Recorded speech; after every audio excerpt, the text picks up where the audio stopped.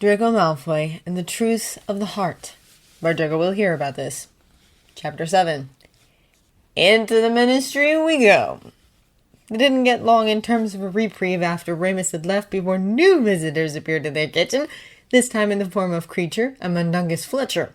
Though they had obsessively waited for any news from the old house elf for the past week, the suddenness of his return still took Draco by surprise, causing him to drop the cup of tea he had been holding, the porcelain splintering on the stone floor. The sound was almost lost, though, in the racket Creature and Fletcher were making. Hermione eventually took it upon herself to disarm Fletcher, causing Draco to wake from his trance and conjure ropes to bind him. Harry then spent the next 10 minutes interrogating Fletcher, and Draco noted that he seemed to relish in the purpose and the thrill of the task. He barked out sharp questions and threats at the thief with a viciousness Draco had rarely seen on Harry's face, and that, quite frankly, scared him a little.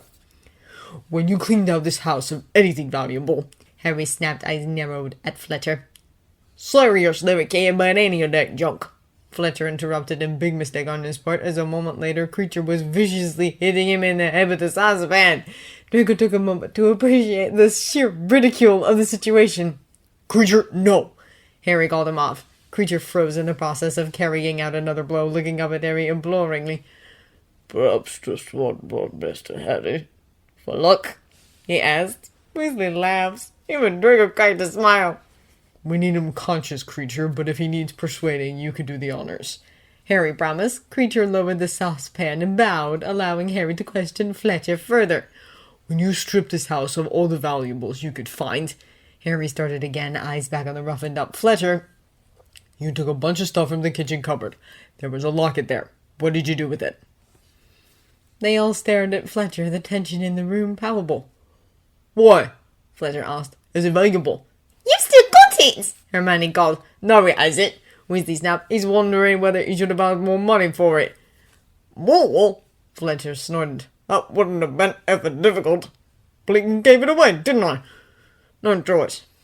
And that's how they found out that Dolores Umbridge, of all people, had taken the locket away from him on a raid to Diagon Alley because she had taken a fancy to it, because obviously their lives weren't enough of a nightmare. Now they had to add Dolores Umbridge to the mix.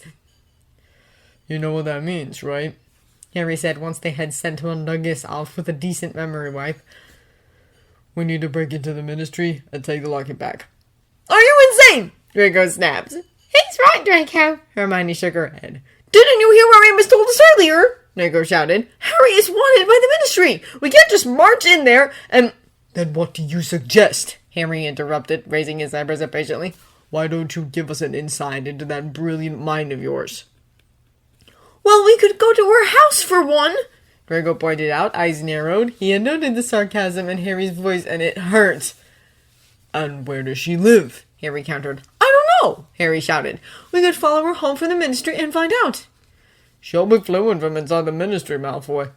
Weasley shook his head. "We can't follow her unless we are inside the building, and even then it's risky."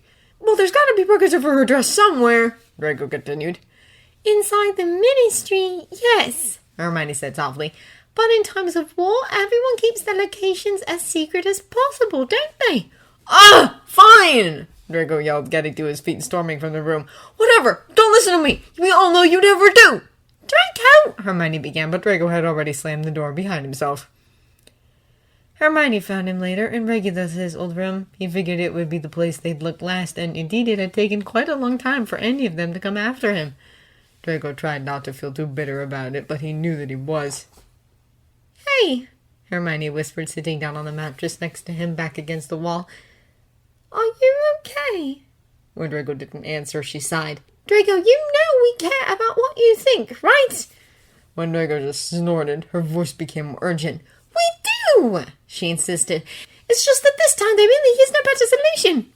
"No better solution than running headfirst in danger," Draco challenged. "Well, yes," she shrugged. "Because that served us so well in the past," Draco deadpanned. "Look at 5th year! Look at—" "I know," she said, and her voice was soothing. "But we can't win this war by hiding away, Draco. That's not how this works." "We can't win this war if Harry is dead either," Draco argued, his voice cracking. "Then let's make sure he won't be," Hermione suggested. "Together." Draco was silent for a long moment. Then he whispered, I'm not sure that's what he wants anymore. What do you mean? Hermione frowned. To work with me, Draco shrugged. Or be around me in general, that is. You know that's not true, Draco. She shook her head. Then where is he, Hermione? Draco hissed. Hermione gulped. He could see that she was choosing her words carefully. Eventually, she came out with, He thought you needed time to cool off. Oh! Draco laughed, short and humorless. Since when? Since when does he care about letting me cool off? Since when do we even work that way? We always went after each other when the other was upset, and we always offered comfort. So why isn't he here? Hermione seemed to have no answer to that, and it made Draco feel sick to the bones. It seemed to confirm all his suspicions. He isn't even looking at me anymore, Hermione. Draco breathed. Draco, she whispered. He won't let me touch him, even when I know he's upset, especially then. He doesn't need me anymore, does he? He wants me gone. That's stupid, Draco. Don't say that, Hermione said, and she looked truly horrified at his words. What else am I supposed to think? Draco demanded, and there were tears in his eyes. Now, damn me, I didn't want him to cry. Hermione bit her lip, and then she drew him into a tight hug. He struggled for a moment, and then he sank into it, letting her stroke his hair back and soothe him. Harry loves you, she promised. More than anything. He's just frustrated and scared. There's a lot of pressure on him, and he doesn't know how to handle it very well. Give him some time. It'll settle, and then he'll reach out to you again. I'm sure of it. He always leaned on me when things were the hardest, Draco muttered. Why isn't he doing it anymore? It took a while for Hermione to answer, but when she did, her voice was steady and rational. Draco, sometimes we push the people we love most away the farthest. There could be a lot of reasons for his behavior. Maybe he feels in any way lacking, and looking at you makes that feeling more pronounced. Or he's scared of losing another person he cares about. Maybe he's scared of disappointing you. Whatever it is, it doesn't mean that he doesn't need you anymore. I think he just needs some time to deal with whatever is happening in his mind right now, and then he'll need you all the more. How can you be so sure? Draco asked. His feelings might have just cooled off. That doesn't just happen overnight, Draco. She shook her head. Not with a love as fierce as yours. I know it's difficult for you, but please have faith in Harry's love for you. Draco wanted to. He really did. But every time Harry turned away from him at night, or averted his eyes throughout the day, the voices in his head got louder and louder, and he wasn't sure how much longer he could silence them. So instead of answering, he just clung to Hermione a little tighter for comfort. Harry was waiting for him, sitting on their bed that night, already in his pajamas, but above the covers. They looked at each other for a long moment as Draco entered the room before Draco broke the contact to get changed himself. Are you all right? Harry asked at last, his voice quiet. Draco just shrugged. He quickly changed and slipped under the covers on his side of the bed. A long silence followed, and Draco thought Harry was going to let it go when he cut the lights. Then, much to his surprise, he felt the mattress shift, and Harry pressed up against his back, slinging one arm around his waist. Draco held his breath. They hadn't been this close since they had arrived at Grimmauld Place. I'm sorry, Harry whispered. I know you were worried about me, and I lashed out at you. It wasn't fair. When Draco still didn't speak, he leaned his head against his shoulder. You know I'll never not care about what you have to say, right? Even if we can't act on your ideas this time. Your thoughts are always appreciated, Draco. There was so much Draco wanted to say. Above all, he wanted to ask what it was that was going wrong between them. But with Harry's arm wrapped firmly around him, he lost his nerve. If Harry told him that he wanted to end things, he'd never be able to pull himself back together. Let's go to sleep, Draco breathed, his hand finding Harry's and entwining their fingers.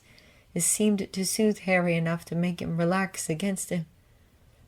Yeah, he nodded. Good night. Draco did not fall asleep for a long time, too distracted by the even rise and fall of Harry's chest against his back. They spent the next weeks preparing their mission. Draco's cooperation was given rather reluctantly, to say the very least. He did work with Hermione when it came to planning the whole operation, keen on making sure that if they were going to go on a near-suicidal trip into the heart of the enemy base, he might as well make sure it was thought through till the end. They took turns spying on the entrance to the Ministry and its employees, gathering information and working it into a game plan, mostly when Harry and Weasley were out of the room, so Hermione and Draco had some peace and quiet to run through all eventualities and construct secret identities. Still, if anything became clear throughout this strategic phase, it was how impossible a task they had set themselves, at least in Draco's eyes. For every idea they had, 3 problems popped up, and he was unwilling to set foot into the Ministry until he had a solution to all of them. Harry, of course, didn't have that kind of patience. So he announced on September 1st, and Draco was aware that it was in all probability not coincidental that this was also the day the Hogwarts Express left for the first time without them in the last 7 years, that they should just go ahead and do it the following day.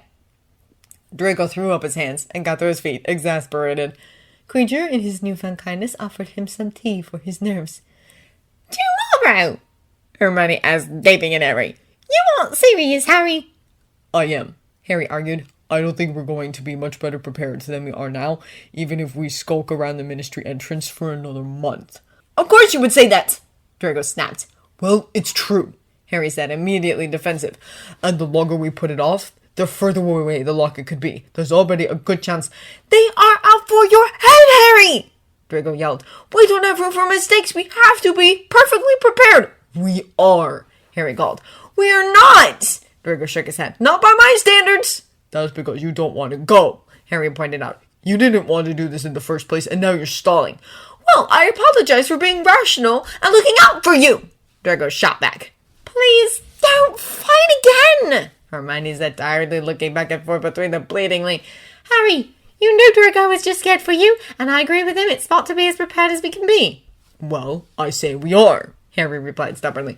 We know everything important. We know how to get into the Ministry, and we roughly know where Umbridge's office is. Roughly! Draco mocked. Yes, because that's going to suffice. What do you need, a floor plan? Harry called. I want a plan with fewer variables that are bound to go wrong. Draco glared. Well, newsflash. That's always going to be true with every plan. Harry informed him. You can't plan life, Draco, because other people will never act according to your calculations. It's always up to chance. Draco glowered and crossed his arms. And if I say I'm not going along with that, he challenged, are you still going to do it? In a heartbeat, Harry returned immediately, his face grim. He only blinked when Draco gulped, his jaw hardening as he felt the words like a slap. Wait, he muttered. I didn't mean... No. Draco shook his head. You meant exactly what you said. And with that, he turned on his heels, ready to storm out of the room. Draco, no! Hermione called, and before he could escape the room, the kitchen door swung shut in his face. Honestly, you two can't keep miscommunicating like this. Don't put this on me, Hermione! Draco is not looking at her. I'm not! She sighed, the frustration apparent in her voice. Damn, Harry, get your head out of your arse and talk to him! Can't you see his head is running wild? There was a beat of silence before Weasley asked very quietly, Can I leave? No, Hermione hissed. We'll all stay here until this is resolved and we decide what to do. Well, you heard Harry, Draco noted, his voice bitter. You apparently don't need my input or participation for that, so maybe if you could just open that bloody door and... Don't be ridiculous, Harry sighed. Why do you always assume that I don't need you or that I don't care about your opinions? That's absurd, Draco. Well, you don't give me much else to go on by, Draco pointed out, an edge to his voice. He heard Harry get to his feet and approach him. When a gentle hand touched his shoulder, he shrugged it off, backing away from him. Don't touch me! Draco hissed, his face murderous. Not now! If Harry touched him now, he'd melt again, and they couldn't keep glazing this over. Harry looked at him uncertainly, as if unsure what to do now that the physical contact had been denied to him. Good! Draco thought vindictively. Have a taste of your own medicine, why don't you? Finally, he cleared his throat, seemingly pulling himself together. If I went without you, you'd be safe, Harry said very softly. That's why I said that. I know I shouldn't have, but...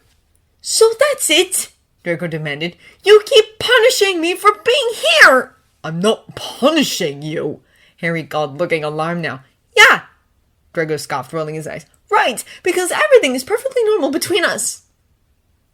Harry gulped. There was a tense silence that dragged on, and then Harry spoke again.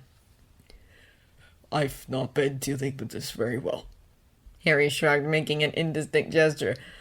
I don't know how to talk about it, but it's been tough. My head has a weird place to be in lately. But you and me... He held in, catching his eyes. Nothing has changed, Draco. Please believe me. How can I? Draco asked. You used to lean on me. You used to trust me. Now you don't. No. Harry shook his head. Is that what you think? Of course I trust you. Well, obviously you don't. Draco called, wrapping his arms around himself and willing himself not to break down. Or else... Draco, everyone I care about dies. Harry interrupted him, green eyes blazing. And I'm terrified you'll be next. That finally shut Draco up. He stared at Harry, heart racing as the other breathed heavily, gulping against the emotion that seemed to be flooding out of him. Sometimes I look at you, Harry muttered, his fingers trembling visibly, and I don't know what I'd do if you'd... He bit his lip and took a tentative step towards him, reaching out to touch his cheek. Draco let him. I didn't mean to push you away, Harry breathed. Draco closed his eyes, his throat burning in the warmth of Harry's fingers on his skin, but he didn't allow himself to cry. Not in front of Hermione and Weasley. He made enough of a scene already, no need to humiliate himself further by showing how needy he really was for Harry's affection. All right, Hermione said at least, sounding relieved. Now that that's cleared up, can we please talk about this issue like adults? Draco opened his eyes again, regretful when Harry's hand fell from his face. I still think we should do it tomorrow, Harry insisted. Harry! Draco groaned. No, please, listen to me, Harry pleaded, catching his eyes. I can't sit around here doing nothing anymore. It's driving me insane. We need to get to that locket, Draco. I understand that you're anxious, Draco assured him, but I still think it's too much of a risk. It's always going to be risky, Harry argued, but we can't wait forever. This is only the first Horcrux.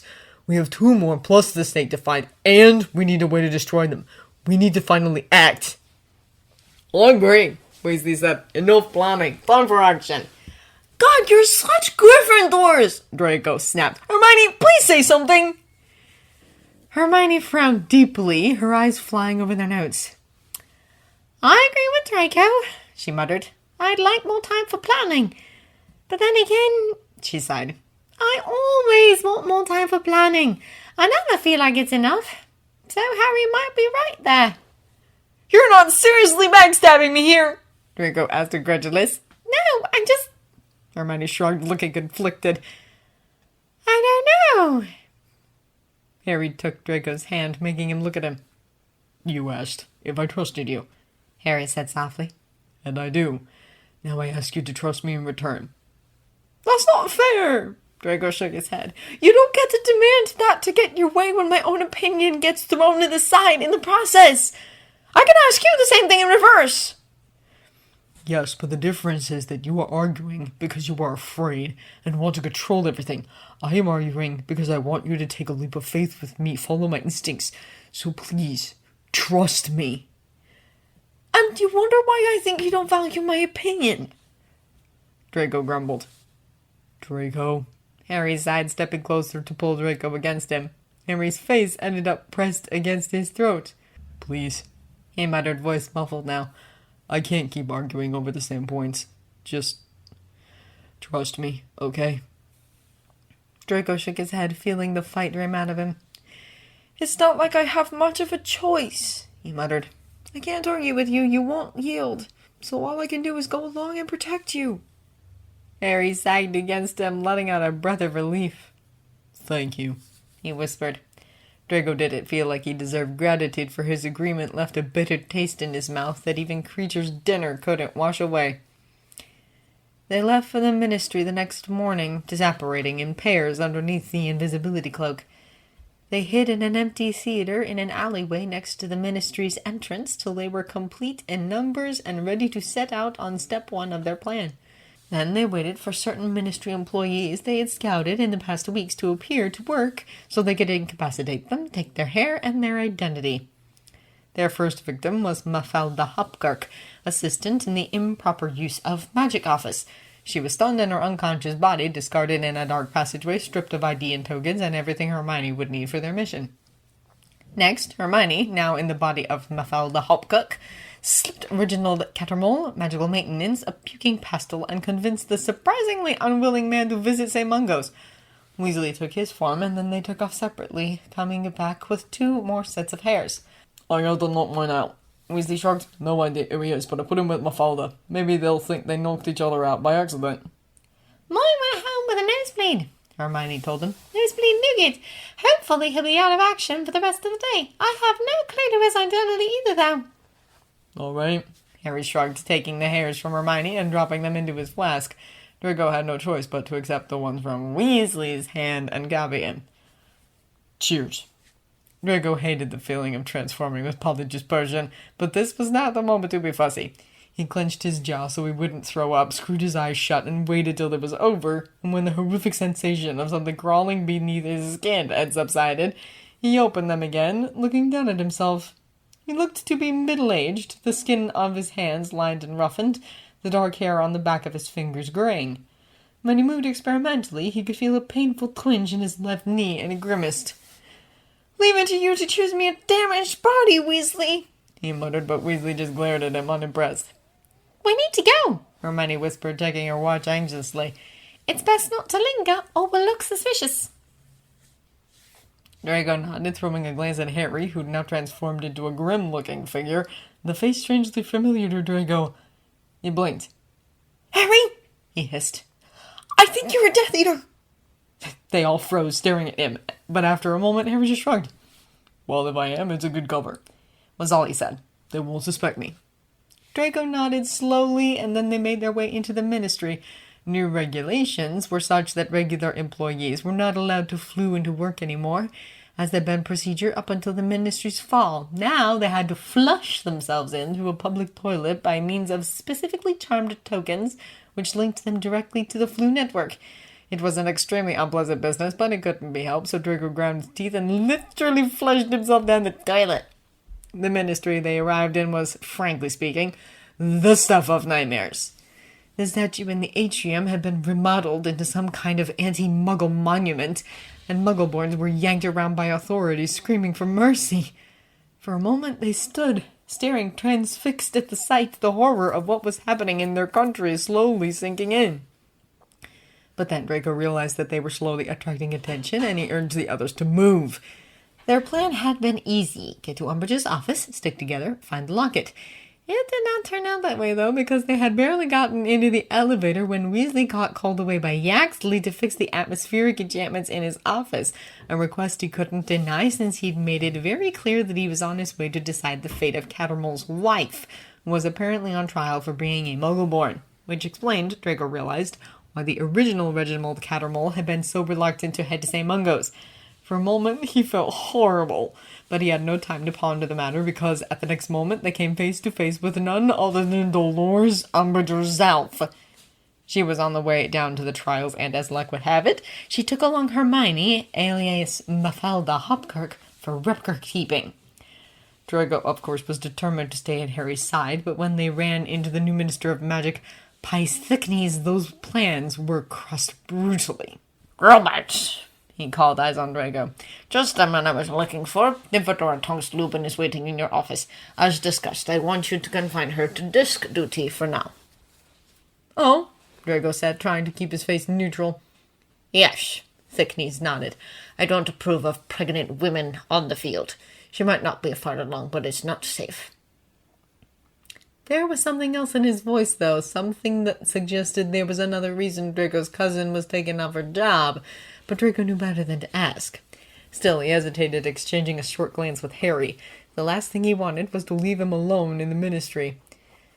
But Harry just nodded ever so slightly, so Draco had no choice but to leave Harry and Thicknees alone and make his way into the Department of Magical Law Enforcement. Now that he knew the last name of the person he was masquerading as, it was easier to slip into his role. He'd heard of Gawain Robards before. He was head of the Auror office and therefore Dora's boss. He didn't know anything about Robart's aliases, but he kept his head held high and caught nobody's eye until he'd found his office at the end of the corridor and slipped inside without a word, finding Dora angrily pacing inside.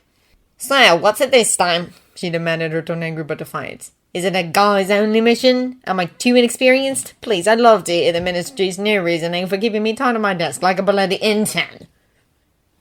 Draco carefully closed the door behind himself, weighing his options. Then he said, very quietly, Dora, I'm not Robarts. Dora frowned, the use of her nickname obviously alarming her.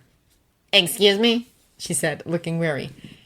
It's me, Draco, he whispered. We infiltrated the Ministry to find something, but I got sent to you instead. Dora stared at him long and hard. Then she asked, tone unyielding, What color was my hair the day we first met? A bright pink, Draco said, his lips twitching. You called me Roomy. Honestly, I have no idea what color my hair was, she snorted. But I did call you Roomy, so it must be you. Bloody hell, Draco, are you insane, kiddo? Tell me about it, Draco huffed. I tried to stop the others, but they insisted. And now we're here. No self-preservation, the lot of them. She shook her head, but she crossed the distance between them and pulled him into a tight hug. Well, I'm still glad to see you, even if you look like an old person. Thank you, Draco said, tightening his arms around her. How are you? Fine, she shrugged, stepping back to smile at him sheepishly. Throwing up twice a day and throwing tantrums at my boss at work, but other than that... Thickness wants you out of the field, Draco told her quickly. He told me to confine you to office work permanently. I don't approve of pregnant women on the field, he said. Excuse me? She called, furious now. That's a load of bullcrap. Of course it is, Draco agrees. They probably want you out of the way. You're a member of the Order. Whatever Thickness has planned, it can't be good, and he wants you unaware of it. Well, we'll see about that, she hissed. Time to have a chat with Dick Kingsley. Thanks for the tip-off, Draco. No problem, he sighed. Listen, I really need to run and catch up to Harry. What are you up to? She asked, looking concerned now. Do you need help? I need you to stay as far away as possible, Draco instructed. If this blows up, you need to not be associated. Do you understand me? Fine, she agreed begrudgingly. Just be careful, okay? The Ministry isn't the place for you kids right now. Believe me, he sighed. I'm very aware of that. Draco used his bracelet to get in contact with Harry, only to find that the other boy was already in Umbridge's office. When Draco made his way up there, the whole floor was in chaos. Harry had obviously set off the decoy detonator in the foreroom to gain unnoticed access, and everyone was in an uproar. It allowed Draco to slip through the room without any suspicion, though. It might have also been a perk of being the head of Auror office. And following Harry into Umbridge's office. Harry jumped when the door opened, pointing his wand at Draco, but when Draco hissed, "It's me!" he quickly lowered it again, breathing out in relief. "You scared me," he muttered. "How did you get away?" "I told Dora the truth," he shrugged. "I was lucky that I was only sent to her. How about you? Did you find anything?" "Nothing much," Harry groaned, sounding frustrated. "Apart from the fact that we're all being watched. The Weasleys, Tonks, and her mother. Everyone. She has a file for each of us in there." "I'm not surprised," Draco shrugged. "Let's keep looking." They both frisked the office, turning out every book, drawer, or box they got their hands on and coming up with nothing. The only thing Draco found was the new biography of Dumbledore Skeeter had published, and on instinct he pocketed it. They managed to hide under the invisibility cloak when they heard footsteps just in time before the door opened and Thickness entered the room. He did not linger, though. He only penned down a note for Umbridge and left again, none the wiser that Harry and Draco had ever been there. Still, they took it as their cue to leave. "She might have the locket on her," Draco hissed, "in which case it's currently down in that trial with Hermione." "Let's find Ron and get to them," Harry nodded. "And if we can't locate the locket on site, we leave. You were right, this was a reckless, stupid idea. I should have listened to you." "You always say that once we're in trouble," Draco muttered. "Still, you have to run your head through the wall first." By some miracle, they met Weasley on the lift. He was soaked and frantic and took a moment to recognize them, but was all the more relieved when he did. Together, they were about to make their way down to the courtroom when they ran into Mr. Weasley. Then things started to spiral out of control again because, of course, it couldn't go that smoothly. It never did. First, Mr. Weasley unwittingly gave his son advice on how to stop the incessant rain in Yaxley's office, making him take off again before Draco could even open his mouth because bloody hell, who even cared about the stupid office right now? They needed to get down to the trial and they needed to stick together. Then when Draco and Harry moved to follow him, because what else could they do, Harry was yanked back to the lift by Mr. Weasley, and before Draco could even react, the doors had slid closed again. Fabulous!